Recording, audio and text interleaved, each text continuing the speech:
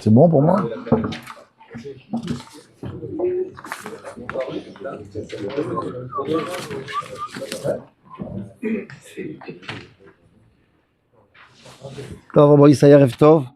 Merci encore à Eliezer et l'équipe pour m'accueillir pour ce shiur.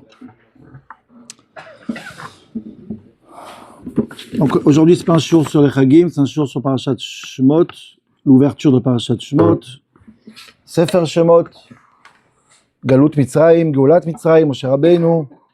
Donc c'est très sodi, c'est très fondamental cette parasha parce qu'elle ouvre vraiment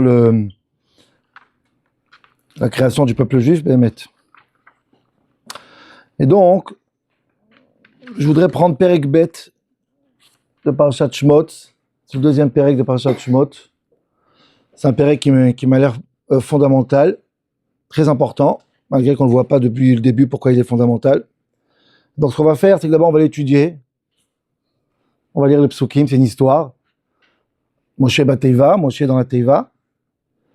Et ensuite, on va lire les psukim, pas beaucoup de psukim, il y a 10, 12, 13 psukim, avec certains rishonim pour comprendre un peu ce qui se passe. Et ensuite, on va commencer le shiur. Okay, je trouve que cette histoire, elle est belle, il y a beaucoup de rishonim qu'on ignore, ça permet aussi de lire les psukim avec les rishonim. Et ensuite, on commence le shiur, c'est-à-dire, qu'est-ce que ce pérek qui nous ramène pour comprendre Mamash si pour Yetziat Mitzrayim. Alors, j'ai pas de feuille par contre, moi. Bon, c'est pas grave, je vais faire chez moi. Non, c'est pas grave, on y va. Et donc, comment ça marche Parashat Shemot? Perek Aleph de Parashat Shemot, c'est les Xerot, les décrets. On va commencer par les décrets. On va apprendre ce que Paro compte nous faire. Les 3 Xerot, les Missim, etc. Ça, c'est Perek Aleph. Perek Gimel, troisième Perek, c'est le Sne, donc début de la Géoula. Ça, c'est Perek. Perek Bet, c'est l'Eidat Moshe, la naissance de Moshe Rabbeinu. Ok? On verra pourquoi c'est important de connaître la naissance de Moshe Rabbeinu, ce sera le fond de ce shiur, parce qu'en vérité, c'est pas du tout important normalement. Mais on va prendre quand même, la Torah prend le temps, presque 22 psukim, pour nous raconter la naissance de ce garçon, de ce petit garçon, qui s'appelle Moshe Rabbeinu. On ne sait pas comment il s'appelle encore, on va voir tout de suite comment il s'appelle. Et la Torah va raconter dans le détail près, Makara, comment il est né, tout ce qu'il y a autour, beaucoup de détails. Donc on va lire l'histoire elle-même, Manienne. Et après on va voir peut-être ce qui se cache, qu'est-ce qu'on peut dire un peu ce qui se cache dans cette histoire. Ibet Levi. Alors là, on lit le Perek, enfin le demi-Perek. Quelqu'un a quelque chose à dire, il n'y a pas de problème, allez-y. C'est juste l'histoire elle-même. Avant qu'on l'attaque. Donc on a Monsieur Lévi qui prend Madame Lévi. Amram et Yocheved. On n'a pas leur nom exprès. On veut mettre plutôt en valeur Moshe Rabbeinu. Les parents, c'est pas important ici, on verra tout à l'heure. Ok. Et donc, Amram, il va se marier avec Yocheved. Ok. Je rappelle qu'on a aussi souvent l'habitude de lire les psukim, on a essayé de lire les psukim eux-mêmes, essayer de mettre de côté tout ce que vous savez aujourd'hui, d'abord lire les psukim, comment vous comprenez les psukim, qu'est-ce qu'il y a écrit dans les psukim, et ensuite, ils sont bienvenus, tous les rishonim, tous les midrashim sont mamash les bienvenus pour essayer de faire de l'ordre, est-ce qu'on a bien compris, ou on a mal compris, mais vraiment l'idée c'est de comprendre ce qu'il y a écrit, et vous voyez que c'est fabuleux. Par exemple, c'est quoi Vaikar, en hébreu, qui Ikar Ish Isha, c'est un mariage, pas tout, d'accord? Donc Amram se marie avec Yocheved. Vatar Aisha Vatelet Ben, et de ce mariage est né Moshe Rabbeinu. Donc, qui est le Bechor de Amram et Yocheved? Le Pshat, c'est Moshe. On ne sait pas qui est Aaron encore, on ne sait pas que Myriam elle est là. Pas tout. Alors, Chazal vont dire que c'est un deuxième mariage, qu'est-ce qui s'est passé? Mais on ne rentre pas dans ça pour l'instant. Ah, il est là.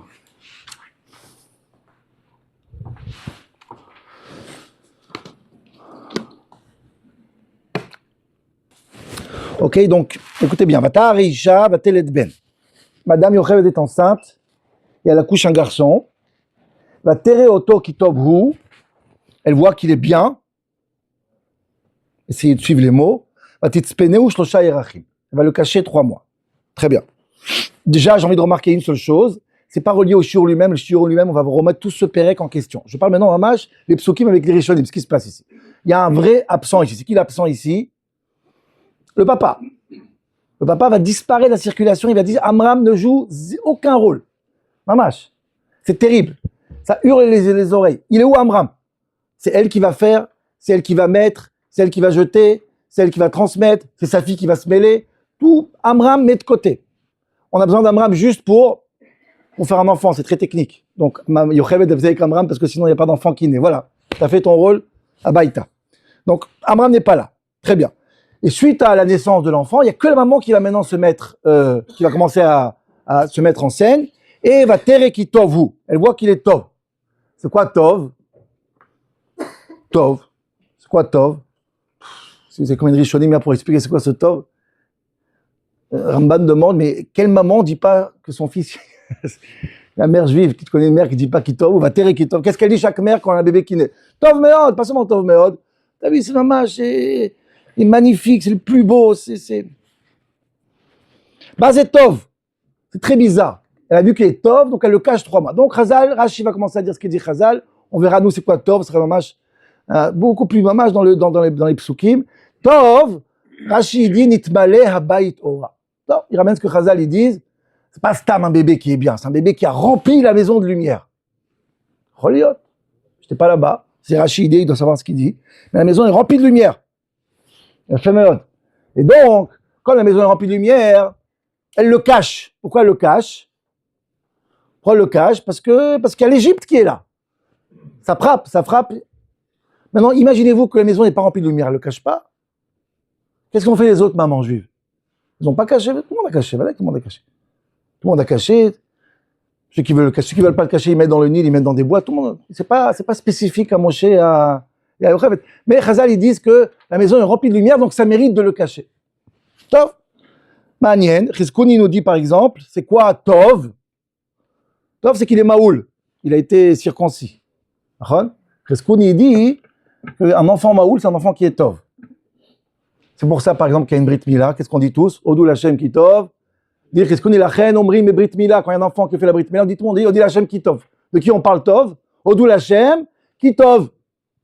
C'est à la mode maintenant, c'est pas ça. Odou Lachem qui Tov. Odou Lachem que cet enfant, il est Tov. Il est maoul. Et donc, Nolad Maoul, elle ouvre le bébé, waouh, il est Nolad Maoul. Ça existe qu'aujourd'hui, des gens qui naissent Maoul, c'est magnifique.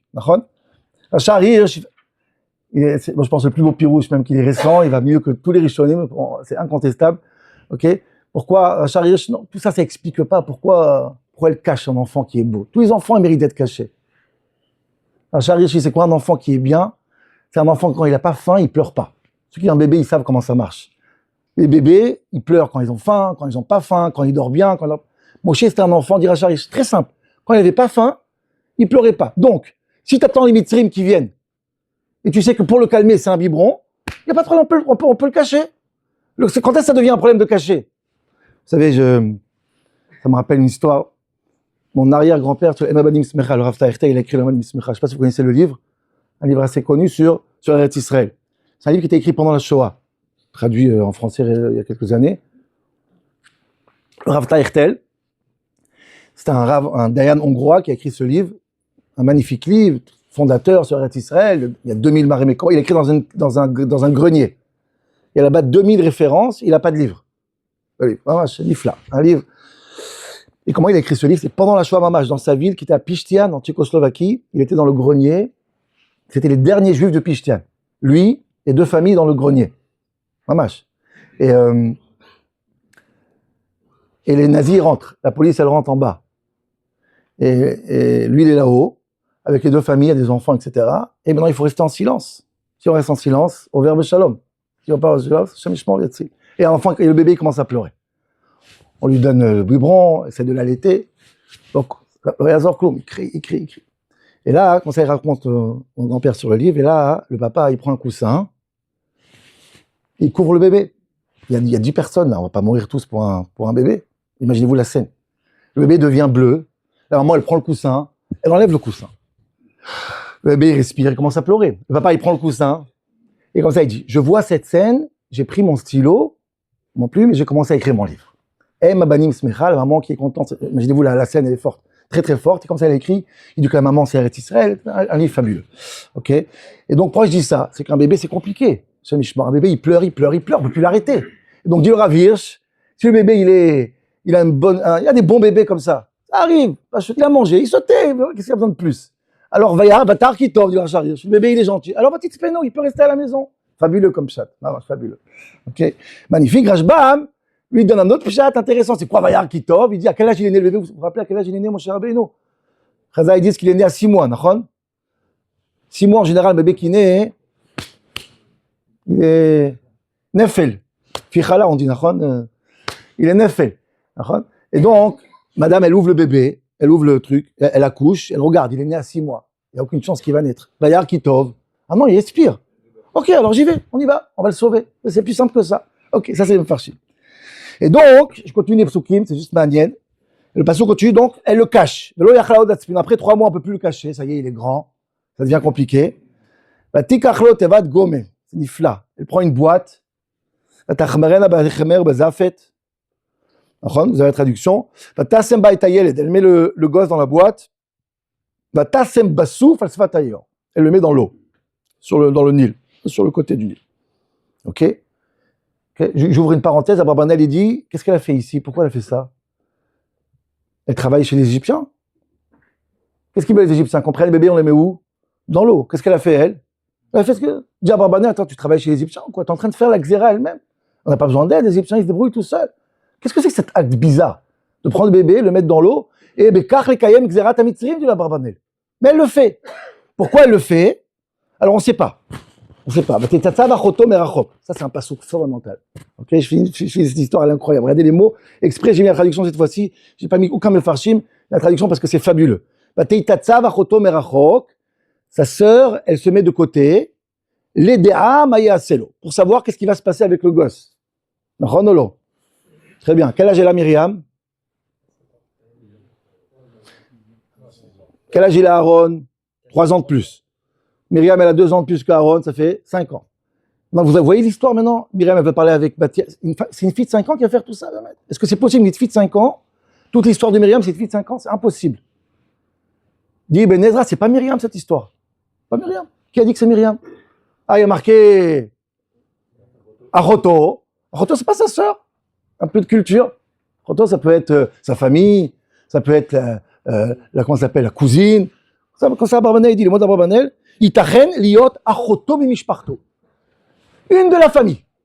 C'est marrant comment Ibn Ezra il casse un mythe comme ça, et ben c'est pas possible. Alors, si tout est miraculeux, bechavod. Mais une fille de 5 ans qui va aller chercher une ménéquette, qui va faire ça, c'est étonnant quand même. C'est étonnant de voir ça à 5 ans. Donc c'est pas Myriam. Maguide, c'est pas Myriam. Ok? Maintenant, la question Bémet, c'est pourquoi elle a fait ça? Pourquoi elle a fait ça? C'est la folie de prendre un bébé, le mettre dans une teiva et le mettre dans le Nil. À quoi ça sert? À la maison, c'est dangereux, tu le mets sur le Nil. C'est ce que c'est le Nil? C'est combien c'est profond? Combien d'options que le bébé il survit 1 heure? Si le truc si ça se retourne, il meurt. Si un crocodile, c'est ce qu'il y a dans le Nil comme animaux? C'est impossible, c'est un suicide de faire ça. Farshim, qu'est-ce qu'elle pense? Sforno, il dit, attendez, c'est ce qu'elle pense. Peut-être un gentil Égyptien va le récupérer. Pourquoi? Sforno, en Égypte, il y a plein de bébés sans parents. Pourquoi? Parce qu'en Égyptien, c'est tous des, comment on dit, l'adultère là-bas, c'est incroyable. Les pères font des enfants avec tout le monde. Il y a des enfants sans parents, des assoufim, zirmatam, zirmatsous, il dit qu'il y a des enfants partout. Donc, pas forcément c'est un juif. Elle pensait peut-être, il y a un Égyptien qui va venir, c'est encore un enfant, allez viens, je vais l'adopter. Peut-être. Étonnant, mais peut-être, comme ça ils disent Forno. Mais Bémet, qu'est-ce que Yocheved a pensé? Dit le Ben Ezra. Le Ben Ezra, il m'a c'est une star, ce père. C'est qui dit le Ben Ezra ici? Pourquoi Yocheved l'a mis dans le Nil? Il dit le mot du Ben Ezra. Yocheved astaken qui amra al ere bemot hayaled. Vous vous rappelez qui a dit cette phrase? Al ere bemot hayaled. Agar, elle prend l'enfant, quand elle voit qu'il est en train de mourir, elle dit vas-y, meurs, j'ai pas envie de regarder. Yocheved fait la même chose, d'après Ben Ezra. C'est incroyable. Il est mis dans le Nil, al ere bemot hayaled. Qui meurt. Alors, c'est trop dur pour moi. Étonnant. Mais c'est ce qui se passe ici.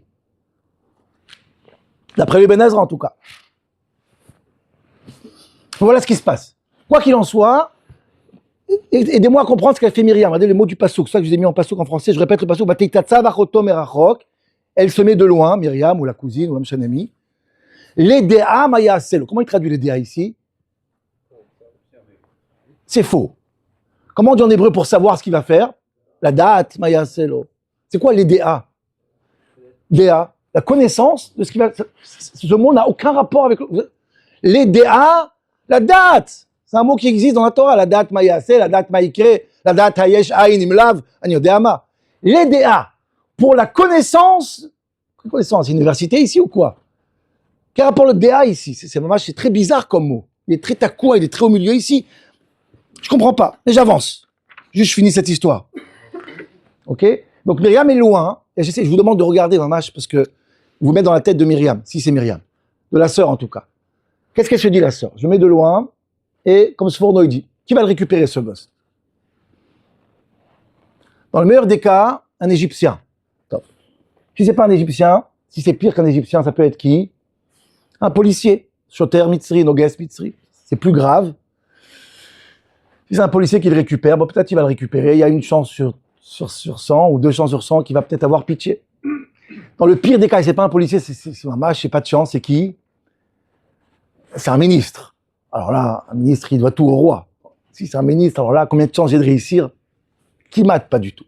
Pire que ça, si c'est quelqu'un qui travaille dans le palais, alors là, il n'y a aucune chance. Pire du pire, c'est la famille royale.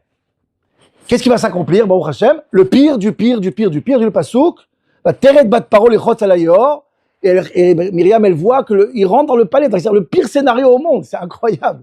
Le pire scénario au monde, regardez la réaction de Myriam, il est fabuleux. Ok? Donc qu'est-ce qui se passe? Elle se dit, bon, on est arrivé au pire. C'est le palais qui va le prendre, c'est la famille royale. Il y a peut-être une chance que quoi? Qu'elle ne va pas le voir. Il est dans le souffle là-bas. C'est pas visible. Va terrer ta teva, dit le pasouk. Non, elle l'a vu. Tu vois, elle l'a vu. Ok, elle l'a vu, peut-être elle va dire, qu'est-ce qu'elle dit Myriam? Elle le voit, mais bon, c'est-à-dire, elle peut le voir. Mais c'est le Nil, il y a des milliers d'enfants. Elle va dire, non, c'est-à-dire, il est mort, j'ai pas de le prendre. Manque de chance. Bah, tu t'arrêtes à mathématikachea. Non, je l'ai vu et je le veux. Donc, je récupère le bébé. Mettez-vous à la place de cette petite qui regarde ça, elle dit, c'est pas possible. Tous les scénarios, les pires scénarios au monde s'accomplissent. Qu'est-ce qu'elle se dit, dernière option? S'il y a un peu de chance, mais vraiment, c'est aucune chance. Elle l'a vu, elle l'a pris, peut-être elle ne sait pas que c'est un juif. Qu'est-ce qu'elle dit le pasouk? Bah, ton mère, Mial, des Ivrim. Oh, Mamash, là, on arrive à une situation 100%, c'est mort. Mamash, 100%. Ok? Qu'est-ce qui se passe après? Bah, ton mère, c'était un pasouk, non? Bah, ton mère, Roto el Paro. Non. Oh, Tachmol. Hein? Ah, j'ai sauté un pasouk là. Une seconde, une petite seconde. Non, c'est un pasouk important d'Afka. Oh, c'est bon. Donc Paro, Madame Myriam, elle voit ça, c'est bon. Donc qu'est-ce qu'elle dit? Maintenant, elle l'a vu, elle l'a pris, elle a dit c'est une juive, c'est un juif. Qu'est-ce qui va se passer maintenant? Il n'y a aucune chance qu'il s'en sort le gosse. Et là, Myriam, elle arrête de prier. Qu'est-ce qu'elle fait? Elle sort. Bonjour madame. C'est irrationnel. Bonjour madame, vous êtes Batia, bonjour, vous êtes la fille, je me présente, je suis un agent immobilier de tous les ménèques, de tous les femmes qui peuvent allaiter, je peux vous aider? Voilà le scénario, c'est fou comme idée. Ah, il a l'air vécarat, t'es jamais l'inquiète? Qui t'a appelé, toi, d'où tu sors? Je suis Batia, la fille de Paro, j'ai un bébé, d'où tu sors, Bechlal? Imaginez-vous cette scène, elle est incroyable. Bah, Thomas la Bat Paro, qu'est-ce qu'elle répond Bat Paro? Ça c'est fabuleux, c'est pas moi qui dis ça, j'ai vu ça dans un livre. Qu'est-ce qu'elle répond Paro? Regardez ce qu'elle répond Bat Paro, dites-moi. Quelle est la réponse de Bat Paro? Tomer là, les ris, c'est quoi les ris? Vas-y, Telechalma, Vatikra et Tamed, elle est partie chercher. On lit mal, qu'est-ce qu'elle dit Bat Paro? Tomer là, les ris, c'est quoi les ris en français? Dégage! Qu'est-ce que tu fous là, toi? Va-t'en! Myriam, elle dit, qu'est-ce qu'elle m'a dit? Va-t'en? Va-t'en, ça veut dire va chercher. Bah, je vais chercher. Non, t'as pas dit va-t'en, vas-y, dégage! Mais elle s'en fout, Myriam. Elle est en mission. Tu vois, quand tu va-t'en, et toi tu comprends, merci, tu veux de moi, c'est Myriam. L'éri, t'es le rémipo. Ah merci, j'y vais, je t'amène tout de suite. Mais elle est folle cette petite. Regarde là, ta vie, c'est pas grave. L'honora, ramène-moi. Mais imaginez, c'est une scène qui est surréaliste. Va t'eler, alma, va tikra et mayelet. Très bien. Va tomer la bat paro, et lichet tayelet, venikeu. Le gosse, il va chez Yocheved, il va allaiter chez lui, il va grandir, et après il va revenir chez Bat Paro, va tehil aleben, et Batia va le prendre comme un enfant. Voilà l'histoire à Botaï. Je vais vous lire l'histoire de manière simple, avec quelques rishonim. Il y a encore des rishonim incroyables, des Ramban, et Ibn Ezra Bechlal, Rashbam. Fabuleux cette histoire. Il y a plein de détails qu'on connaît toujours en général. Lisez la lecture avec les rishonim, vous allez voir que c'est une autre lecture. Mais en tout cas, ça c'est l'histoire, Bégadol, ça c'est l'histoire. Après qu'on a fait une histoire, maintenant je vais vous parler de cette histoire. Cette histoire pour moi, il y a quelque chose d'incroyable ce qui se cache ici. Pourquoi? Je vais vous poser une question. Essayez bien de comprendre la question, essayez de raisonner avec l'histoire qu'on connaît. Ça veut dire, il y a un klal dans la Torah, il y a une règle. On apprend le chumash, on apprend les psukim, il y a une règle très importante à rentrer dans notre tête. Dans la Torah, il n'y a pas tout écrit. Il y a pas tout le monde est cité. Qui est la maman d'Abraham Avinu? Qui est la belle-mère de Aniodéami, de Shimon, de Gad, la belle-mère? Qui est le genre? On ne connaît pas tout le monde. Il y a plein de gens qui ne sont pas cités dans la Torah. Il y a plein de gens qui sont cités. Il y a plein d'événements qui ne sont pas cités. Comment la Torah elle fait le choix? Disent les Rishonim, très important. Ce qui est important pour l'histoire du peuple juif, on cite. Ce qui n'est pas important, je ne cite pas. Si tu avais une vue incroyable, tu amènes rien du tout à l'histoire d'Am Israël, dehors. Qu'est-ce qu'elle a fait la mère d'Abraham? Rien du tout de spécial. Pourquoi ça sert de parler d'elle? Ça sert à rien. Le mari de Dina.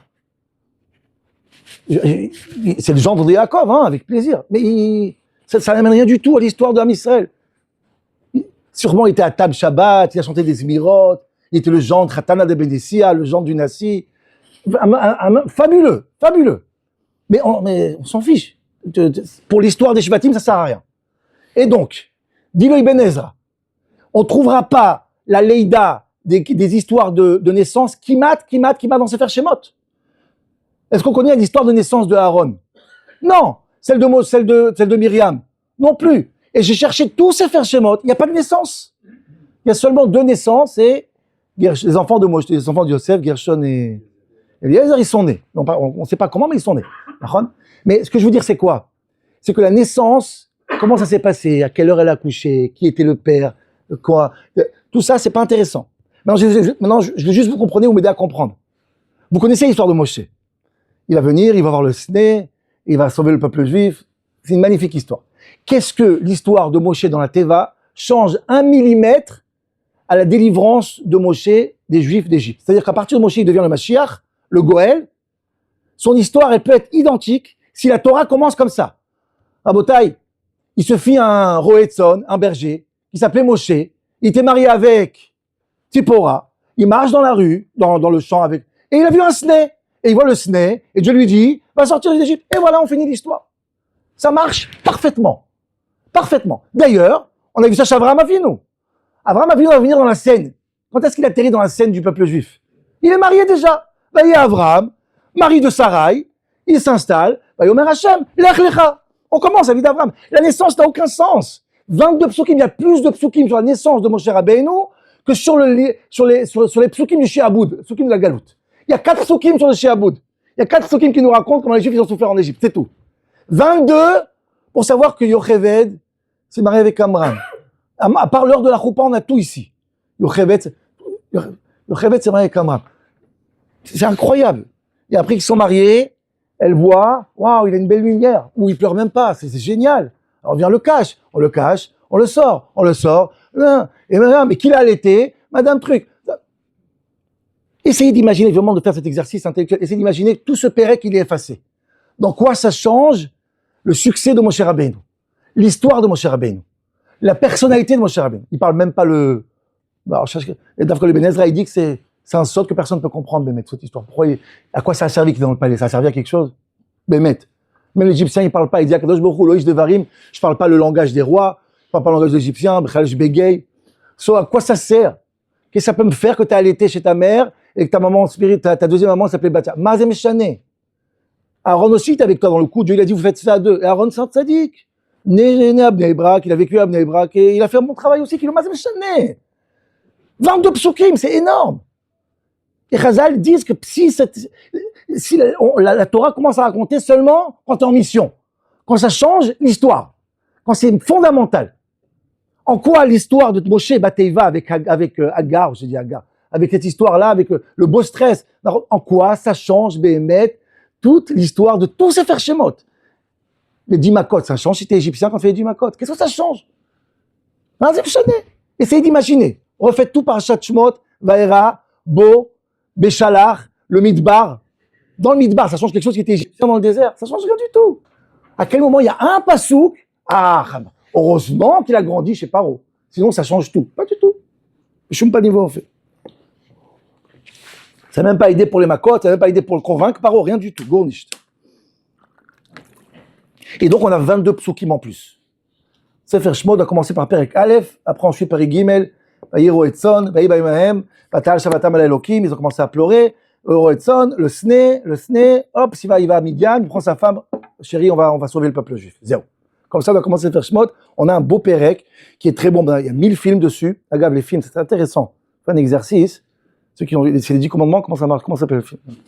Si chas v'shalom, vous avez le film à la maison, si vous avez un écran à la maison, chas v'shalom, et vous voyez ce film, faites-le de manière intelligente, ok? Prenez ce film, asseyez-vous avec les enfants, et demandez aux enfants de remarquer chaque fois que c'est pas comme la Torah. Là, c'est un bel exercice. Où ça bug, hop, tu fais un buzzer. Là, c'est pas bon. Par exemple, dans le film, j'imagine, je ne l'ai pas vu. J'imagine qu'on prend la teiva, et qu'est-ce qu'elle fait avec la teiva? Elle le jette où? Dans le Nil. Jamais de la vie. Elle a mis où la teiva? Pas souffle. Elle a mis un mâche dans les feuilles, sur le côté. On imagine qu'il est un mâche en pleine mer, et la musique est magnifique. Non. Elle le met, il dit, elle le met un mâche dans le souffle, entre des feuilles, parce qu'elle veut que personne voit. Il bouge même, il avance pas le truc. C'est juste qu'elle va se baigner, donc elle va, mais il est bloqué. Et un mâche. Dans le pshat, on met Midrashim. C'est passionnant. Comme ça, vous faites un jeu au moins et on voit où ça bug. Et vous allez remarquer que nous, on est beaucoup plus comme le film que comme dans le psukim. C'est ça qui est terrible. Non.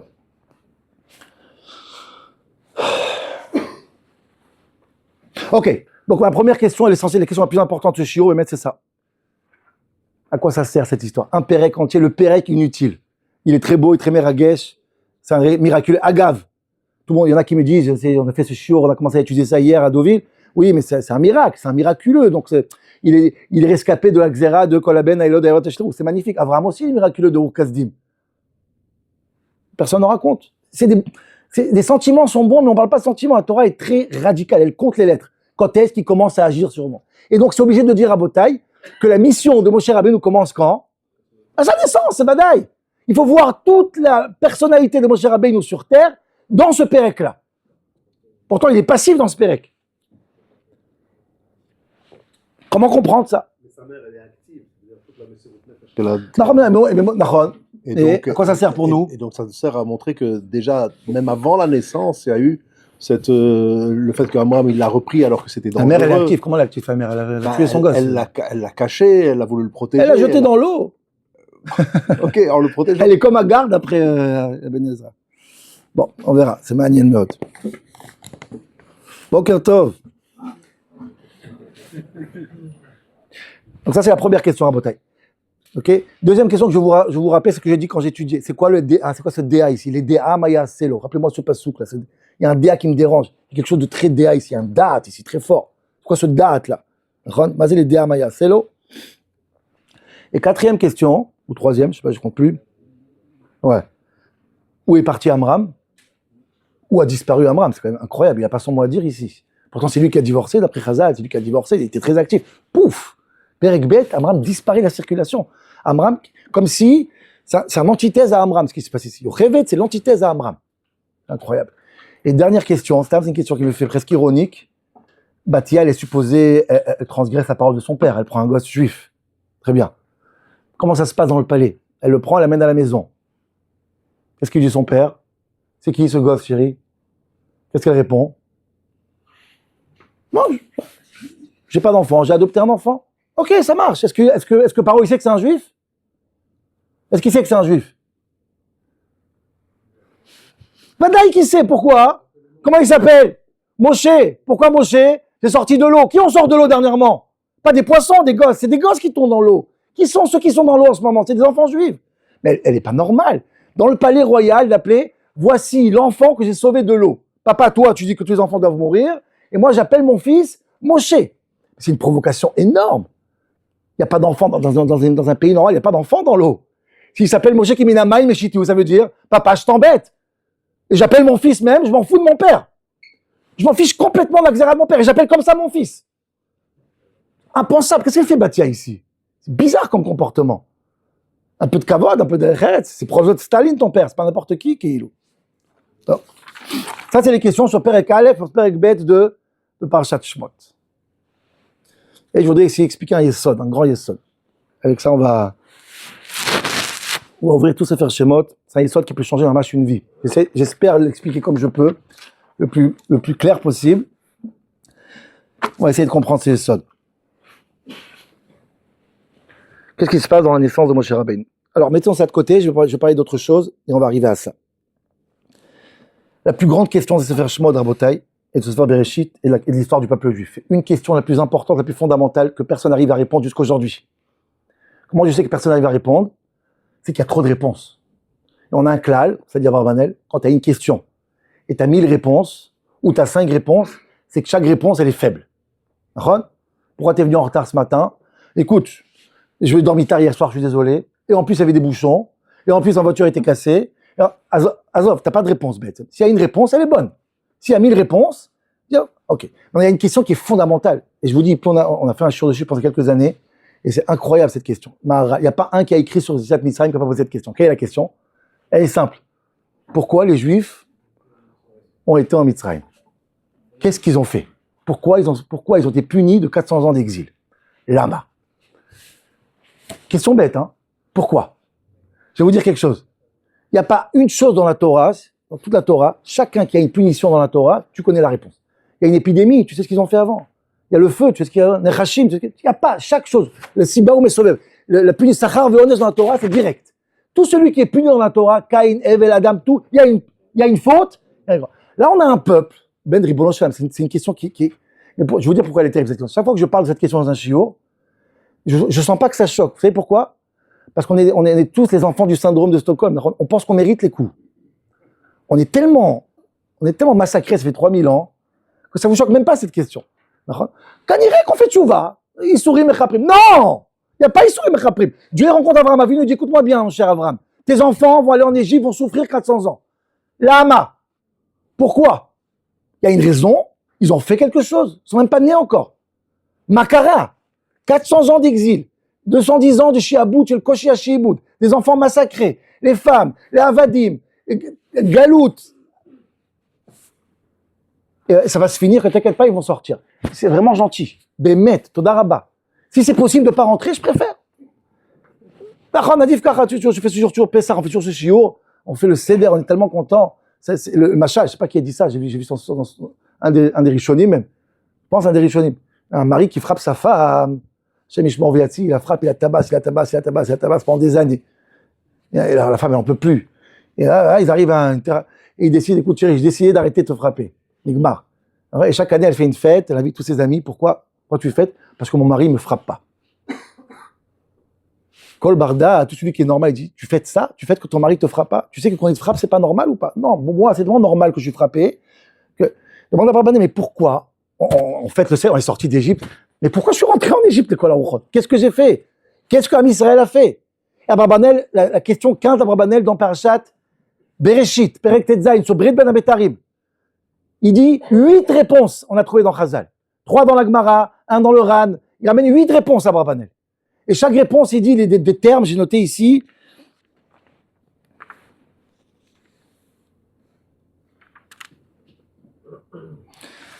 Ouais. Mais si bad Galut Mitzrayim, Shamar Yadoa, Teda Kigere Zaracha. Dieu il dit à Moshe, Abraham, tes enfants, ils seront. Mais il y a des Deot Aele Kulam, Ilvad Mashiesh Behem Achulsha.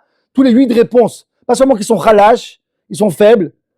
Yechalelam, ça fait Katouf, je ne sais même pas si c'est vrai. Vous savez ce qu'ils disent, les Farshim? Ils disent à cause d'Abraham Avinu. Pourquoi? Parce qu'il a pris Sarah, il l'a amené, vous vous rappelez, avec l'histoire. Abraham, on l'a fait. Retrata Abraham Avinu. Il dit c'est Clonet Passim. Il dit c'est Sarah. Il dit. Et Abraham il dit attends, il fait une gaffe, un peuple entier, il souffre. Ça n'existe pas. C'est pas suffisant. Et la Torah Pro, elle te dit même pas une réponse. Vous allez rentrer en Égypte parce que, donne-moi, ma chose, jette-moi un os. Ou Kvarnatnou Bezetami, Bem Chalushim, Meo, dit Abarbanel. J'ai vu 1000 réponses et Kulam Chalashim. Il n'y a pas de réponse Maharal, il essaie d'expliquer. Et tout le monde essaie d'expliquer. Mais la réalité, c'est qu'on ne saura jamais. C'est très frustrant. Un peuple entier, et la Torah ne donne même pas une raison, un remez, rien, gournish, nada.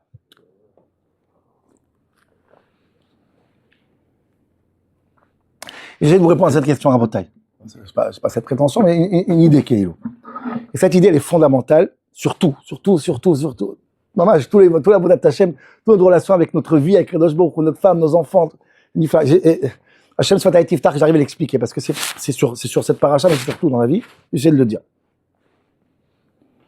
En réalité, c'est comme ça. Les gens croient, je vous dis ça là, je vous donne la Gdara, la définition, après j'essaie d'expliquer.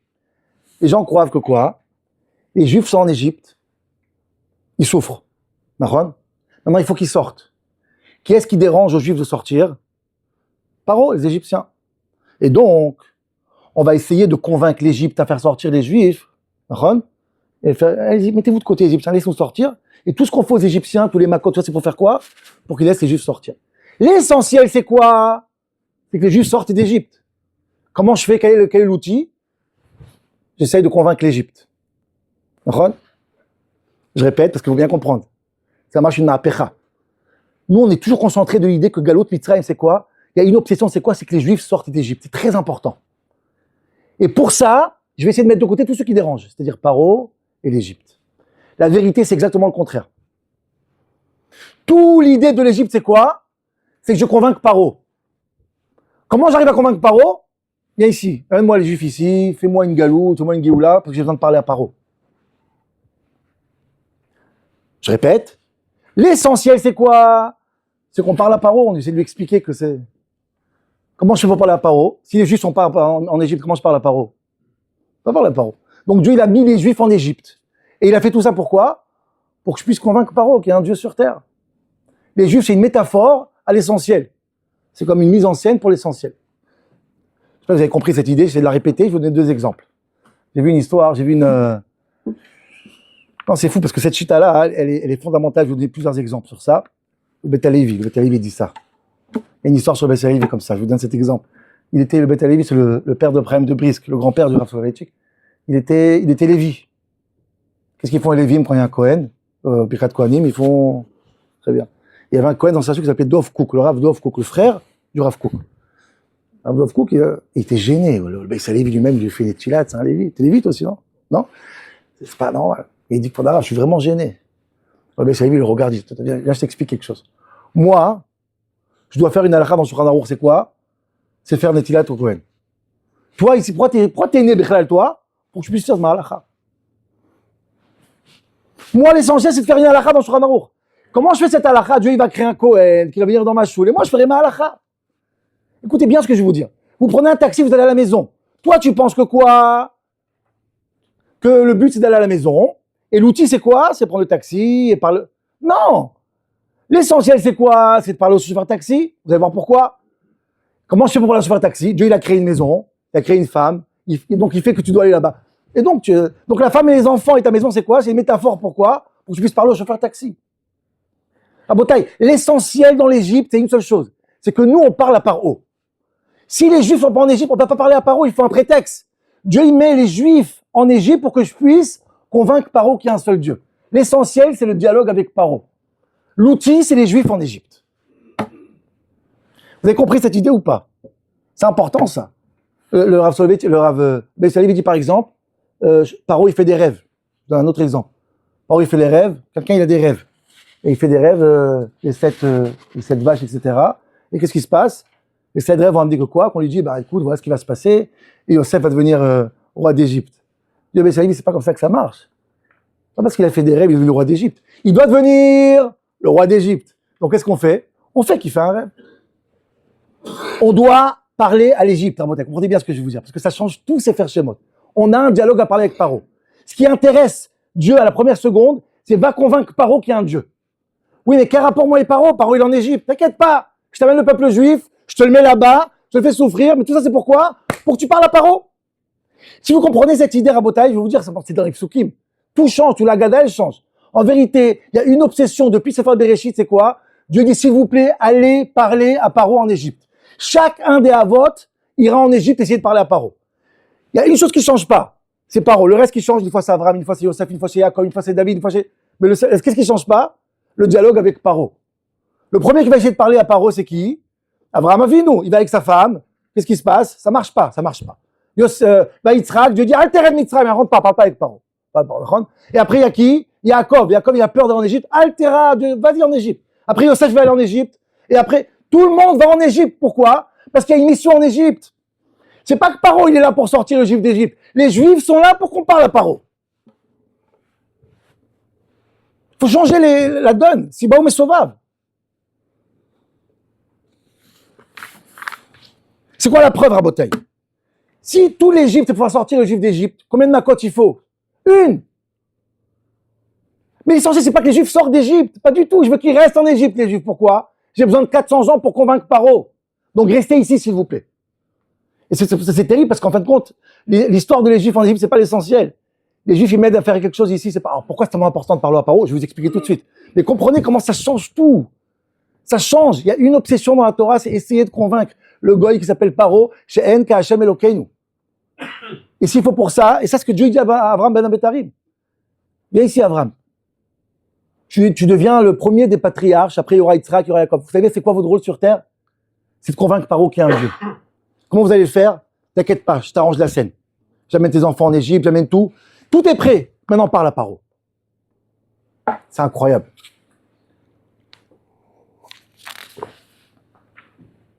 Vous allez voir jusqu'à où ça va, cette histoire. Pourquoi c'est tellement important de parler à Paro? Je vais vous expliquer tout de suite. Mais comprenez bien cette idée déjà. Pourquoi c'est important de parler à Paro? Et les Juifs sont sur terre, nous on est sur terre. Tout ce qu'on est sur terre, je ne sais pas si vous vous rendez compte comment tout change dans la vie. Des fois on met l'essentiel, le curseur vraiment ailleurs, quoi. L'essentiel, c'est pas ce qu'on croit. T'as une femme, t'as des enfants, t'as un métier, tout ça c'est une métaphore. Nous on pense, je travaille très dur pour avoir la parnassa, pour pouvoir apparaître mes enfants dans une école juive. Excusez-moi, c'est faux. Tu as des enfants, tu as une école juive, tu as une Keïla, tu as un Rav, pourquoi? Hein? Pour autre chose, Michal, pour faire quoi? Tu as un travail avec qui? Avec ceux qui t'ont amené le goy au travail.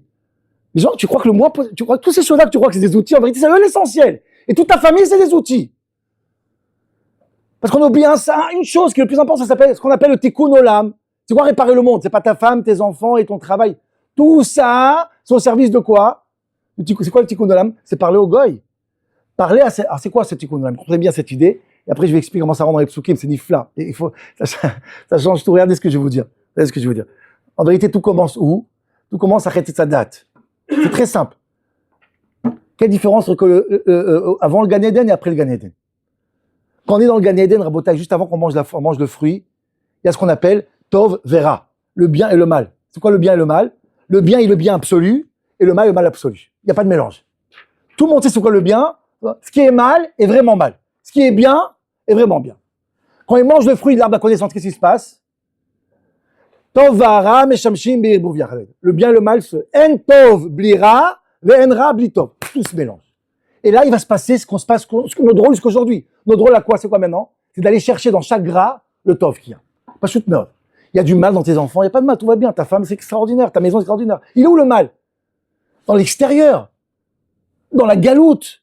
Dans les nissionotes. Dans le bureau. Donc, qu'est-ce qu'il a fait Dieu? Il a fait que tu as une femme et des enfants, que tu as besoin de parnassa, pour que tu puisses aller au bureau, pour que tu puisses parler au goy. Et pas que tu travailles avec le goy pour que tu puisses avoir parnassa pour donner à ta femme et tes enfants. Le contraire.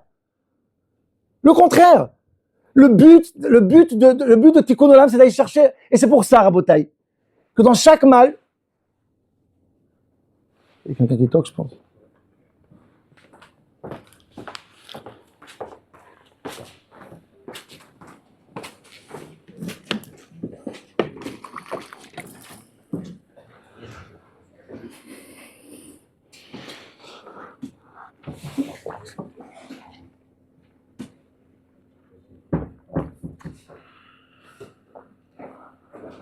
Ah, c'est David.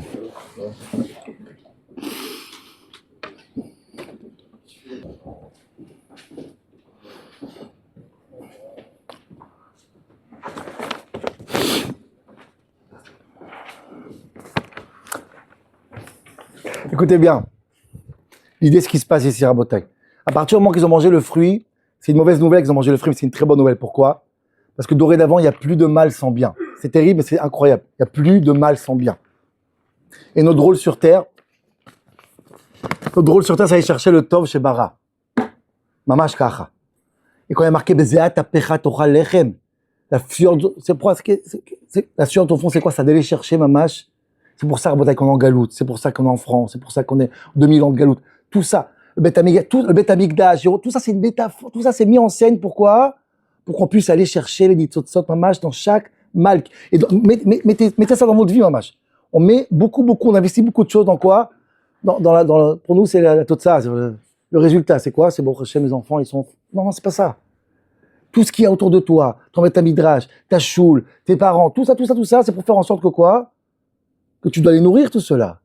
Tu dois venir à leurs besoins, donc tu dois sortir dehors, à la sueur de ton front, pour faire quoi? Pour faire l'essentiel. Je sais pas si vous comprenez l'alma pécha de l'histoire. Tes enfants, c'est pas essentiel. Même ta Torah, c'est pas essentiel. C'est pourquoi ta Torah, pourquoi il existe le Beth Midrash? Parce que tu as besoin de da'at, et da'at tovera, la da'at c'est vatar qui tov, c'est la Torah. La Torah, elle t'aide à faire quoi? Tout ce que tu apprends au Beth Midrash, c'est d'aller quoi? D'aller chercher le tov, chez Bara. C'est vraiment ça. Nous, on pense que tout ce qu'il y a dehors, c'est pourquoi? C'est pour enfin arriver au Beth Midrash. Non! Tout le Beth Midrash, c'est pour arriver à Tovara. Chercher le gars. Ça s'appelle Bezeat Apechat Torah Lechem. C'est exactement ce qu'on fait à Rabotai. Et je pense que le symbole, et là j'arrive au psukim, le symbole le plus fort du rat dans le monde, c'est Eretz Mitzrayim. Depuis la première seconde, Dieu il a créé une terre qui est la pire terre du monde. Et le rôle du Ham Israël, à Eretz, c'est d'aller chercher le Tov qu'il y a dans Eretz Mitzrayim. Et pour ça, je vais tout mettre en œuvre. Pour que les Juifs iront chercher le Tov qu'il y a. Si tu vas trouver le Tov de Eretz Mitzrayim, tu as fait Tikkun Olam, Mashiach il arrive. Pour ça, je vais donner une femme, des enfants, une Keila, un Midbar, Matan Torah. Tout ça, c'est des outils pour aller chercher le rat. T'enfermer dans le Beth Midrash, c'est magnifique. Mais c'est l'outil. Tu investis dans l'outil. Pourquoi faire? Pour revenir au Gan Eden un jour. Et pour ça, il faut travailler, il faut chercher. C'est une obligation. Et ça, c'est Be'edat Betarim. Maintenant, regardez, je vais vous dire quelque chose. Chacun, il aura l'ordre d'Akadosh Baruch Hu. Va en Égypte, s'il te plaît. Va en Égypte. Comme j'ai dit, Abraham, Yitzhak, Yaakov, Yosef. Ça marche toujours mal. Yosef, il va en Égypte. Qu'est-ce qu'il fait en Égypte? Au lieu de transformer l'Égypte, qu'est-ce qui se passe? Il est transformé lui-même. Même Goshen, il met où Goshen? Il veut pas. Il y a Tovera. Goshen, c'est Tov. Mitzrayim, c'est Ra. Il n'y a pas de birour. Et Dieu dit, pour Shalom, qui est-ce qui va? Je sais qui va aller. 400 ans, ça va prendre. Désolé, mes enfants. Vous allez aller chercher l'Égypte. Et qu'est-ce qui se passe? Il va leur dire 3 fois que le but de Ben Abetarim, c'est quoi d'aller en Égypte? C'est que chacun emprunte. C'est ce passouk. Mais Sha'ala, Isha, Metz, Shrenta. Chacun doit emprunter, chaque juive doit emprunter à chaque égyptienne des habits. Regardez le passouk, je le relis. C'est quoi le passouk qui dit? Les Sha'ala, Isha, Metz, Shrenta. Ou Migarad, Beita, Resef. Allez chercher du bien dans l'Égypte. Allez chercher quelque chose que vous pouvez prendre. Des Zahav, ou Smalot, des habits. Mais qu'est-ce que vous faites avec les habits? Les Samtem, Al-Benechem, Al-Notechem. Vous remarquez ce passouk? Vous allez habiller vos enfants avec des habits d'Égyptiens. Les marques égyptiennes, c'est quoi les marques égyptiennes? Gap, qu'est-ce qu'on s'en fout? Que l'enfant juif soit habillé avec des habits. Vous savez, c'est quoi l'habit en Égypte? Le symbole des habits en Égypte, les vouches Mitzrayim, sur un enfant juif. Je vous demande, 3 fois Dieu dit ça. Après, c'est 3 fois, je vous en supplie, allez chercher des habits, allez chercher du Tov, allez chercher, arrêtez de vous enfermer dans le désert, arrêtez de vous enfermer dans le ghetto de Goshen, allez chercher le Tov. Toute cette galoute, c'est pas pour s'enfermer à Goshen, toute cette galoute, c'est pourquoi? C'est parce qu'il y a pas roi à convaincre ici.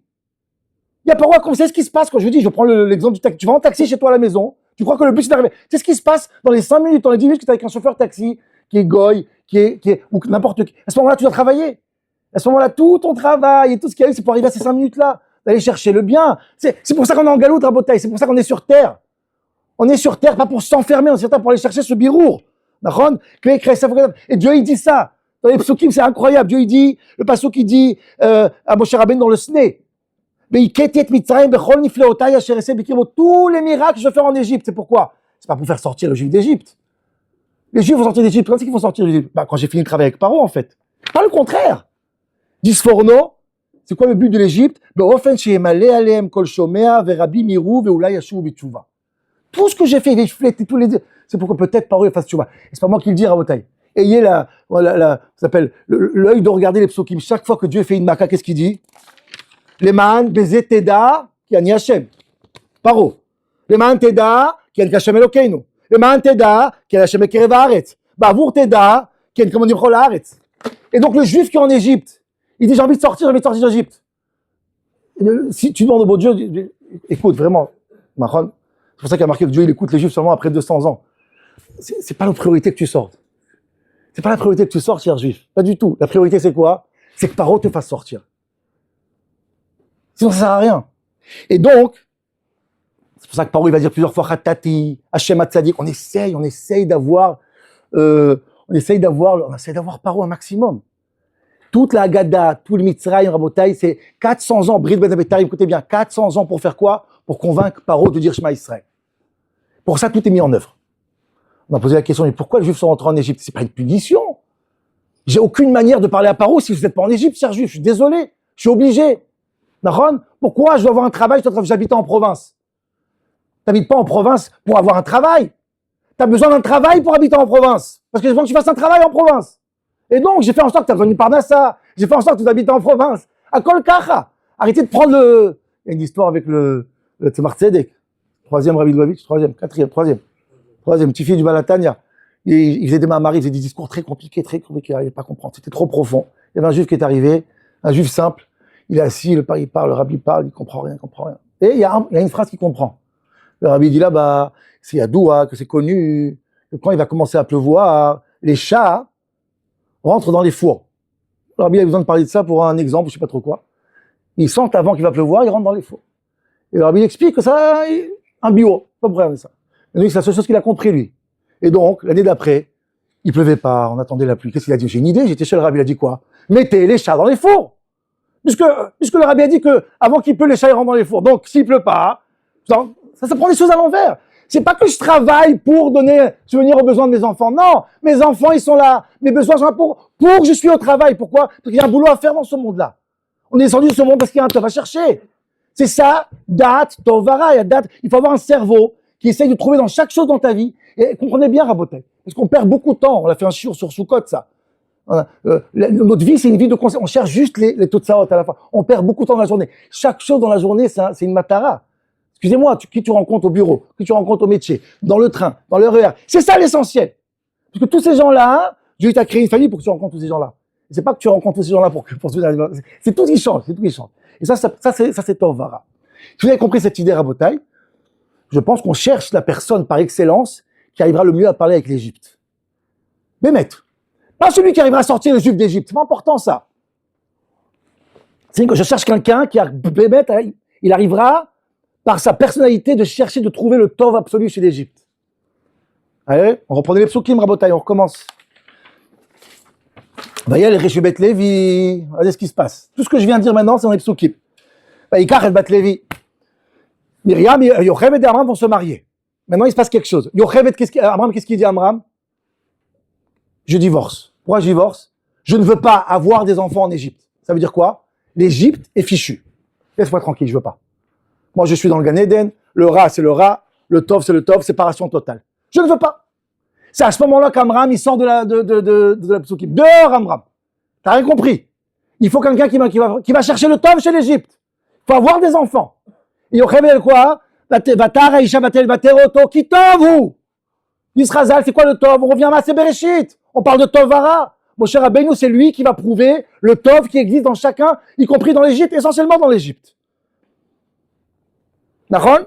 Pasuk Dalet, regardez. On le met dans l'eau. Vateitatsa, Vachoto, Merachok. Sa sœur se met de loin. Pourquoi? Les Déa. C'est quelle date on parle ici? Etzadat, Tovara, Bevadai. On parle de Etzadat ici. La personne qui va vraiment avoir ce date pour chercher le Tov dans le Ra. C'est lui qui va le faire. Il commence sa mission à la naissance, on demande pourquoi on va raconter. C'est là que ça commence, mon cher Rabbeinu, l'exemple parfait de celui qui est Déa. Il y a le Da de chercher le Tov. Yocheved le voit, ça, Amram, il veut pas voir ça. Yocheved le voit. Quelle est la preuve que j'ai raison? Très simple. Moshe, il arrive dans la maison de Batia, la fille du tyran, la fille du nazi, la fille de Staline, la fille de Hitler. Va Tere, qui est d'Ivry. Et qu'est-ce qu'elle fait? Va Tachmol. Mince. Dans la maison de Paro, on a trouvé de la Rachmanout. C'est incroyable. Moshe, par sa seule présence dans la maison de Paro, il a trouvé de la Rachmanout au fin fond du palais royal. Qui est le meilleur représentant de Etzadat Tovara pour faire ce travail, faire le Tikkun Olam? Je connais pas un autre Goël. Voilà, c'est le premier. Regardez, c'est incroyable, Rabotai, c'est pas Stam. L'obsession avec l'Égypte n'est pas Stam. J'ai oublié de vous dire, mais combien de filles de Paro il y avait combien de Juifs sont mariés avec les filles de Paro? Le premier qui se marie, c'est Batia, c'est la première fille de Paro qui vient de Tzadeket. Abraham, qui s'est marié à Abraham? C'est qui Agar?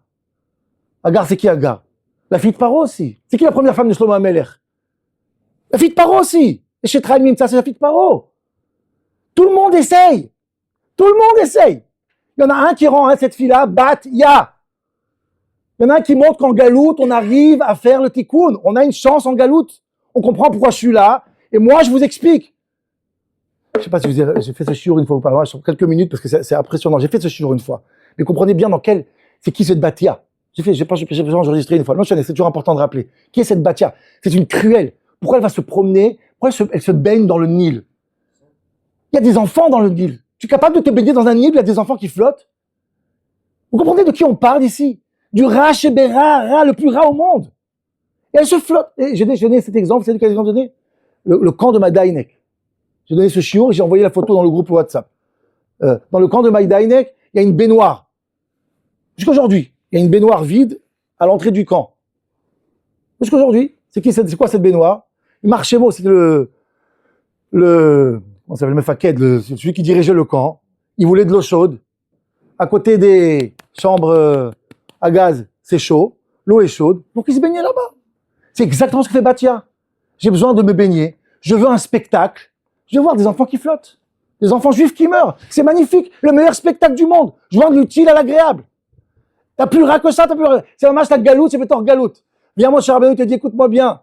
Je me nous envoyer en galoute, et moi, je vais te prouver que dans cette galoute, c'est Betor galoute, tu peux trouver un tov. Bat ya. Et il vient, et va tiftar, elle ouvre, va tirer Kim Yaldei Ivrim, va tachbolala. C'est incroyable, et elle le prend, et elle l'appelle Moshe. Dans le palais royal, Kim Baï Meshitiou. C'est pour ça que Rachar Hir, c'est pour ça que Moshe s'appelle Moshe, c'est-à-dire quand on dit Moshe. Moshe, celui qui tire ou celui qui est tiré? Moshe, celui qui tire, mais pourtant Moshe était passif. Il leur a vu, Moshe, il a tiré Batia de où? Vadaï. Donc on a posé la question, mais qu'est-ce que la Leïda de Moshe Rabbeinu? Qui tu veux d'autre qu'on raconte? Moi je pense au Père que tu racontes, tu peux fermer, on a tout compris. Tout ce que tout le monde a essayé, jusqu'aujourd'hui, dans le rôle de chacun d'entre nous, où on est? Où on est? Ça a l'air noir, ça a l'air compliqué. Dis-toi qu'on est tous ces enfants de Moshe Rabbeinu. Et Moshe Rabbeinu qui est Moshe Rabbeinu, le Rav, qui a le Da'at Tovara, et lui nous enseigne comment on trouve ce Tov. Mais concentre-toi sur ce qu'il faut, pas sur ce qu'il faut pas. C'est là-bas que ça se passe. C'est là-bas le travail. Et Moshe Rabbeinu, il a pris cette Batia, va Yikra lo Hashem Batia. Ça, c'est la plus belle histoire qu'il peut raconter. Ça s'explique pourquoi Amram a disparu. Amram est dans le Gan Eden. Il veut pas cette confrontation de Tikkun Olam. Il veut pas entendre parler de ça. C'est Moshe, c'est Yocheved. Ça, c'est le Dat, le Dea Mayaselo. Ça, c'est le Tov, Atar qui Tov. Ça, c'est la seule chance de vivre en galoute aujourd'hui. C'est si on prend l'exemple de Moshe Rabbeinu. Voilà, Rabotai. Maintenant, c'est bon? Fini. Une question, bravo. Il y a fait méode. On prend. L'essentiel, c'est pas que l'Égypte devient Bnei Brak. L'essentiel, c'est de prendre dans le ras du Tov. J'attendais cette question. Et des fois, il suffit de prendre un habit. De l'argent. D'ailleurs, on va parler d'argent tout de suite. De l'argent, des habits, Agnoda, Chazal dit, par où il a fait tchouva? Qui a fait tchouva? Il a marqué que Hayaret Dvar Hashem. Tu prends une Pachim Ktanim. Tu récupères ce qu'il a récupéré. La galoute reste la galoute. Berlin ne viendra pas à Yerushalayim, comme dit le Meshech Chochma. Jamais. Mais c'est ça le rôle. Et quand des fois il y a des cas très difficiles, tu dis qu'il n'y a aucune chance là-bas. Non, il y a une chance. Regarde, Moshe, il a réussi. Après, qu'est-ce qui va se passer après? Qui sont les enfants de Batia? Qui sont les petits-enfants? Est-ce qu'ils sont tous des Tamid Ramim qui ont collé le major? Je ne sais pas, c'est pas la question. Mais je prouve que dans chaque gras se cache un peu de Tov. Prends ce qu'il y a. Concentre-toi dans ce qu'on te demande de faire et c'est là-bas que ça se passe. Zakol. Et personne pensait qu'on va transformer l'Égypte en Yerushalayim. Mais ça, c'est le travail. Ça, c'est le Moshe Rabbeinu, c'est le Moshe qui nous enseigne comment aller un juif en galoute. Jusqu'à qu'on viendra vers Hashem au Gan Eden. Et là-bas, on va se débarrasser du rat de manière. Mais tant que c'est pas le cas, tant qu'on n'a pas fait ce qu'on appelle Birur Hanitzotzot, c'est vraiment le Aleph Bet de tous les Sifrei Chassidut, Sifrei Moussar, Mamash, le travail, Rabotai. Nachon, qu'il y a un travail dans le couple, il y a un travail avec la famille, il y a beaucoup de travail. Mais mettre le travail premier, c'est dans votre quotidien de la journée. Ne voyez pas ce quotidien comme quelque chose qui est une nécessité. Non, c'est essentiel. C'est essentiel tous les moments que tu attends, les moments de galère, les moments que tu es au téléphone avec le banquier, les moments que tu es au téléphone. C'est ça l'essentiel. Le reste, c'est pour ces moments-là. Et va chercher ce tov. Et tu penses à Moshe Rabbeinu, tu vois qu'il a fait le pire, tu peux faire la même chose. Attends, je prends 5 minutes avec la présentation d'Eliezer. Normalement, on fait un shiur pour les Chagim. Mais là, je suis venu spécialement parce qu'il y a une occasion importante. Je vais raconter une histoire. Je ne sais pas s'il y a un rapport ou pas, mais j'ai vu une histoire en match dans le Klushat Lévi. Peut-être c'est un rapport avec le gars là. Une histoire, c'est un passage qui n'est pas écrit dans le Chumash, mais il est écrit, le Klushat Lévi dans Parashat Trouma. J'ai trouvé hier ce passage. Il dit Kayadoua, Parashat Trouma, Kayadoua, l'histoire de Moshe et le peintre. Vous savez l'histoire de Moshe et le peintre, Moshe Rabbeinu le peintre? Il y a une histoire comme ça, qui tourne chez certains, c'est un grand secret, mais il existe. Je l'ai trouvé dans Internet, j'ai cherché toute la nuit, dans un vieux livre qui s'appelle Tiferet Israël, c'est lui qui fait allusion au Gushat Lévi, Rabbi Yitzhak, ne dit pas c'est quoi l'histoire, il me dit allez chercher cette histoire connue avec Moshe le peintre. C'est quoi l'histoire? Le Kitso. J'ai trouvé, j'ai même la copie, c'est un vieux livre, il raconte qu'il y avait, quand Moshe il a fait sortir les Juifs d'Égypte, parce qu'on parle de ça, Shamou Amim Irgazoun, tous les peuples étaient très impressionnés de Moshe. Qui est ce personnage? Qui est ce personnage? Alors il y a un roi arabe, comme c'est Melech Aravi, un roi arabe qui a dit à son peintre, va s'il te plaît dans le désert, et fais-moi une photo de Moshe Rabbeinu. Sinon, tu connais cette histoire? Fais-moi de Moshe Rabbeinu. S'il te plaît. Ok, il va là-bas, il rentre en Machane Israël, Machane Lévia, il fait une photo de Moshe Rabbeinu. Il dessine, il ramène ça au roi. Le roi, il installe la photo, et il ramène tous les graphologues et tous les Chochmat HaPartsouf. Il dit, messieurs, regardez ce personnage, dites-moi ce que vous en pensez. Regardez l'image. Il dit, si tout le monde regarde, tout le monde dit, c'est un homme méchant, qui adore l'argent, un escroc, Chemdat Mamon, Ra Ma'alalim. Waouh. Le roi, il voit ça, il dit, c'est pas possible, vous n'avez pas vu ça. Oui, et pas seulement ça, il est cynique, il est famache, il dit une Megillah entière de choses terribles. Le roi, il entend Vaïtama. Quoi? Il y a un truc qui va pas. Soit celui qui a fait l'image, qui a dessiné, il a mal dessiné, soit les graphologues, ils mentent. Un des deux va mourir. Ma Corée.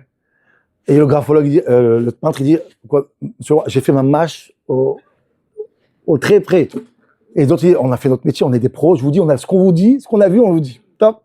Le roi, il n'a pas le choix, il prend son cheval, son carrosse, il part, il rentre dans le désert. Donc c'est en parallèle aux 40 ans du désert, dans le Chumash, il y a des histoires qui se passent à côté. Il rentre dans le désert, vous avez raconté que c'était Tiferet Israël.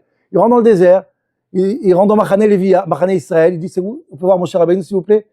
Et il est dans sa chambre, dans sa tente. Il rentre, il frappe, Moshe Rabbeinu lui ouvre la porte. Ragatou, ça c'est écrit. Le Châtelet, c'est pas n'importe qui, le Châtelet, Rabbi Levi Barditch raconte ça. Il ouvre la porte, bonjour, le roi il voit Moshe Rabbeinu, il dit waouh, quel personnage incroyable, incroyable, toi Moshe Rabbeinu. Oui, c'est vraiment Moshe Rabbeinu. Il dit, je vous dise quelque chose, alors mon peintre il n'avait pas tort, c'est un match, il voit la photo, vous êtes un match identique. Alors peut-être c'est mes chachamim qui ont tort. Il dit à Moshe Rabbeinu que je vous dis la vérité, un match, votre photo qui m'a dessiné, je l'ai amené devant tous mes chachamim, ils disent que vous êtes radin, méchant, voleur d'argent, tout ce qu'on dit sur le rabbanim, mais c'est pas nouveau, ça fait déjà des... Et je pense que je vais tuer ces Chachamim parce que la photo elle est identique. Je vous vois vous êtes extraordinaire. Et là, Moshe Rabbeinu dit écoute, ton peintre il est bon et tes Chachamim ils sont bons. Ça c'est moi. Ma naissance, ma vie, mon teva, ma nature c'était ça. J'étais méchant, j'étais cruel, j'étais nerveux, j'étais impulsif, j'étais vexant, j'étais arrogant, j'étais yahir. Tout ce qui a marqué dans la Torah après, je l'ai fait. Ça fait 50 ans que je travaille sur ces midotes, comme ça il dit. Et quand je travaille avec tes midotes, alors concrètement, tu changes, tu deviens un ave, mais dans les photos, dans la chorma, on voit le vrai teva. Le vrai teva, c'est celui-là. J'ai travaillé très très dur. Et tu sais pourquoi je suis Moshe Rabbeinu? Exactement parce que cette photo, elle est vraie. Parce que ça, c'est moi, et voilà ce que je suis devenu. Encore une fois, trouver le tov dans le rat. Ça, c'est exactement moi. Et c'est pas un défaut, au contraire. Ça manque de travail que j'ai fait. Ish Moshe, Anav, Mikol, Adam. Et on voit un peu, entre parenthèses, Moshe Rabbeinu, quand il s'énerve, c'est pas évident. Ouais, je suis votre mère à vous donner à manger, vous connaissez, Kaïcher, Issa, Armen, Tayonek. On voit des coups de colère de Moshe Rabbeinu. Ça, on revoit mais Baïkaron. Ça, c'est moi, c'est Moshe Rabbeinu. Pourquoi je raconte cette histoire? Parce qu'en vérité, comment on devient Moshe Rabbeinu quand on fait quelque chose qui est pas naturel? Et je dis ça parce que, voilà, je suis là parce que Bezrat Hashem, on a le srout et le mérite d'ouvrir un Beth Midrash à Deauville. On s'agrandit. Ceux qui sont venus à Deauville savent que c'était très très petit. On a un grand Beth Midrash, 350 mètres carrés, Machoukazé. On va ouvrir. Ok, je sais qu'il y a énormément d'institutions qui ont, surtout ici, il y a besoin d'institutions. Il y a une magnifique choule, il y a un collège, il y a plein de choses. Mais je vais vous dire quelque chose. Quand vous donnez de l'argent ici à cette choule, c'est normal. Il faut payer l'électricité, il faut payer le gaz, il faut payer le manger, il faut payer le toit, il faut payer les femmes de ménage. C'est normal. Ce qui n'est pas normal, c'est donner un endroit de vacances. C'est pas évident. Mais ça fait de toi Moshe Rabbeinu. Ça, c'est sortir de la zone de confort. Et je vous demande de faire quelque chose qui n'est pas normal. De mettre chacun sa kihila, chacun ses rabbanim.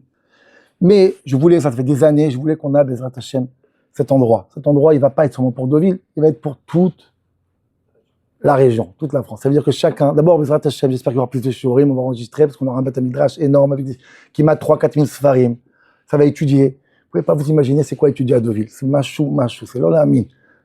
Prendre un livre, s'asseoir à Deauville, t'as oublié, ça fait des années que tu viens plus. Mais quand tu prends un Rumash ou une Gemara, t'installes à Deauville, il y a une air incroyable, quelque chose qui est ragoua. À part ça qu'il y avait des balais Tosfot, il y a 1000 ans là-bas, et les yeshiva, elle bouge pas, il y a quelque chose d'extraordinaire. Et BMet, il y a beaucoup de gens qui viennent à Deauville, Shabbatot, la semaine, vacances, et surtout la nouvelle chose qui arrive depuis quelques années, ils viennent en semaine. Une journée, 2 journées, ils viennent pour respirer un peu. C'est difficile Paris, un match difficile. On vient pour une journée. On se retrouve des fois en pleine semaine, un shacharit, 20 personnes, 30 personnes. Quel rapport, mais non, c'est pas les vacances. On vient respirer 24 heures.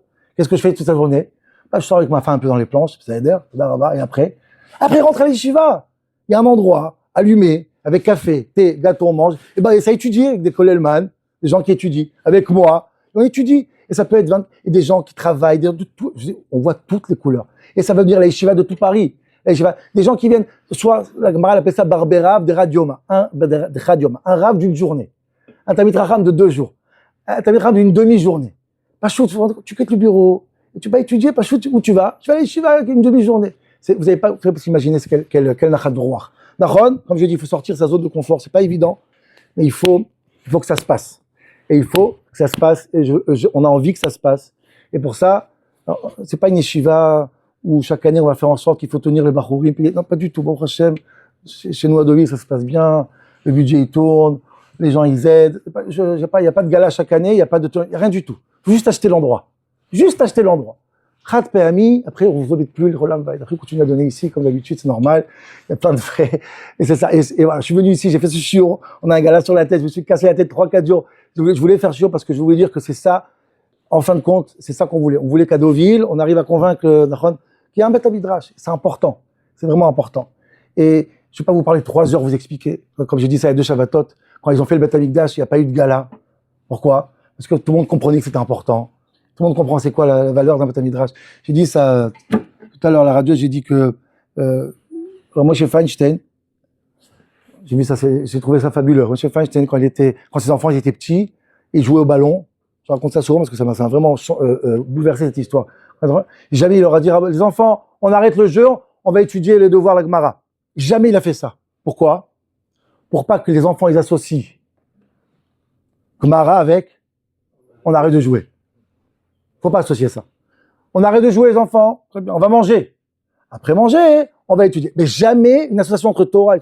Jusqu'à maintenant, Deauville, vacances, c'est quoi? C'est vacances. Et maintenant, je pense que les dernières années, au Hachem, qu'il a grandi. Aujourd'hui, je pense à Deauville, je pense à quoi aussi? Il y a des bons shiurim, non? On pense qu'on étudie, il y a un Beth Midrash, il y a des shouls. Et on a aujourd'hui, mais maître, regarde n'importe qui de la Keïla. La première chose que tu penses à Deauville, c'est pas forcément d'abord aux vacances, mais surtout l'étude là-bas. Ah, ça étudie pas mal. On met le dagesh, on étudie, on a mal étudié. Et ça, c'est important d'associer, de mettre l'endroit c'est nifla. C'est pas imaginer qu'un endroit, que les vacances va être associé à un limoud. Tu veux passer une bonne journée, tu vas étudier Gemara. C'est ça que ça va se passer en vérité. Et donc voilà, je suis vraiment gêné de le faire ici parce que comme je dis, vous avez vos communautés, vos rabbanim, mais je demande une fois. Il n'y aura pas une deuxième fois. Si vous me suivez, il y a eu un gala qu'on a fait 13 ans, on a fait le bar mitzvah, on s'appelle les 13 ans du bar mitzvah, c'est le bar mitzvah du Beth Rabbah de Deauville. On fait pas de gala chaque année, on fait pas d'appel de dons, jamais, c'est pas notre truc. Baruch Hashem. Voilà, moi je suis comme le rachar, quand l'enfant il a pas faim, il pleure pas. J'ai pas besoin, je demande pas. Il n'y a pas une mitzvah de faire un gala chaque année. Il y en a qui ont besoin, attention, des grandes institutions. Non, bon, je demande rien du tout. Là, il se trouve que le local, il coûte un certain sous, c'est un local incroyable, presque 450 mètres carrés. Il y a des endroits qui n'est pas ERP. Et ça revient à 2500 euros le mètre carré. C'est à côté de Place Morny ou la mairie. C'est impossible. C'est une faillite parce que c'est un magasin de meubles. Le meuble, c'est une rue résidentielle, donc ça marche pas. Ça fait 10 ans, ils galèrent. C'est le magasin Victor et Hugo, ceux qui connaissent. Il se trouve, mamache, 1 million d'euros, 450 mètres carrés, à côté de la placement, je sais pas si vous comprenez. C'est impossible, ça reviendra pas. Il faut qu'on l'achète. J'espère que la banque va nous prêter une bonne partie. On va trouver 600, 700, 800 000. On va le faire. Tout Paris va aider, on va espérer, parce que tout le monde, il faut que ça aide. Je sais pas comment ça va se passer. J'ai aucune idée comment ça va se passer, mais il faut que ça se passe. Je vais faire tout pour que ça se passe. Je vous demande de faire aussi. Ceux qui peuvent venir, Bezrat Hashem, à la soirée le 17. Ok, Bezrat Hashem, venez. Soyez là. D'abord, ça fait plaisir, c'est 17 ans.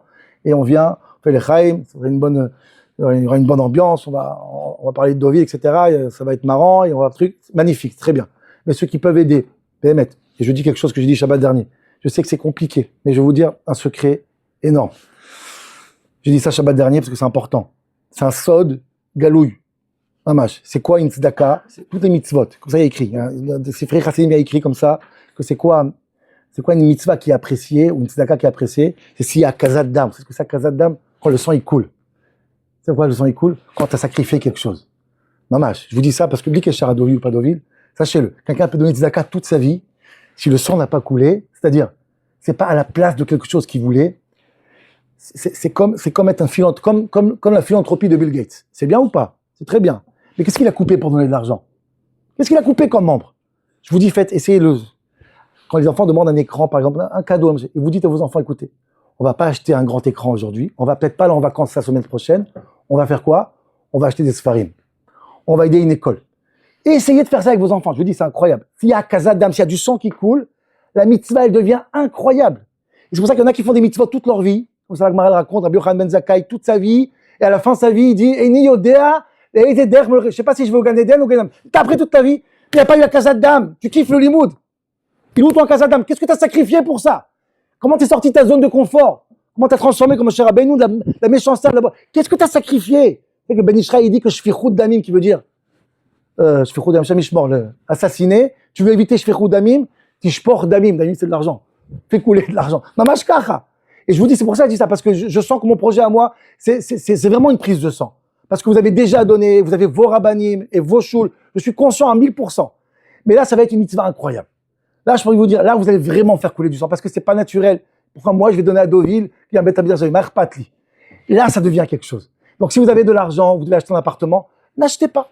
C'est pas, ça change quoi, le 6e, 7e appartement? C'est l'homme chané, Bémet. Qu'est-ce que ça change dans votre vie? Vous avez 7 appartements ou 8 appartements? Bémet.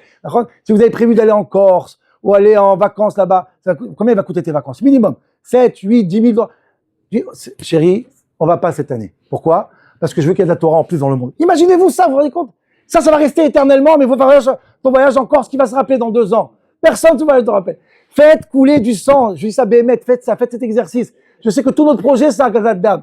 Faites-le. Si vous avez un banquier que vous connaissez qui peut vous aider, vous avez des amis, faites, l'homme chané, vous faites confiance. D'abord, venez en masse, pour s'attacher à ce qui peut le Shabbat, parce que ça fait plaisir, toujours que la salle soit pleine, donc ce soit pas seulement 50. C'est un peu moins l'archouma, comme on dit. Venez remplir la salle. Et sinon, Bli Kesher. Bémet. Ah, le Valois. Ah, aussi, non, le Valois, l'Axil. Le 17, ouais. Donc, Bémet, je vous dis, faites, vous ne pouvez pas imaginer, dans 10 ans, dans 5 ans, dans 7 ans, j'espère que ma chérie va venir, quel birour de Tov, quand Deauville deviendra Makom Torah, je ne sais pas si vous vous rendez compte. Makom Torah, c'est-à-dire que tu arrives à Deauville, tu sors de la gare, il y a un endroit qui fait 300 mètres carrés, en rez-de-chaussée, c'est éclairé, ça étudie, toute l'année, c'est nifla, t'entends les vagues, t'entends le vent, c'est placement à droite, à gauche, ça donne ça associe la Torah, que c'est tellement bon, et tu dis à ta femme, chérie, je vais à Deauville 2 jours, ou la femme aussi, elle peut venir, pourquoi j'y vais? Je vais à l'Yeshiva, je reviens, quand tu vas ça à Paris? Je vais 24 heures à l'Yeshiva et je reviens, qu'est-ce qu'il y a? Ça, c'est magnifique. Mais ça, c'est magnifique. Je pense, c'est une fois encore une fois, faites cette prise de sang, coupez cette main, donnez-nous, privez vous-même, mais c'est Chad Pe'ami, c'est une chose qui est importante et je pense vraiment que vous allez apprécier ça. Ça restera pour l'éternité. Et si vous n'avez pas, quand tu vas une fois en mois en vacances, quand tu donnes, une fois en mois, tu profites, tu oublies 24 heures après, mais quand tu as donné cet argent, quand tu as donné pour un Makom Torah, c'est les Netzach, c'est pour l'éternité. Voilà, Rabotai.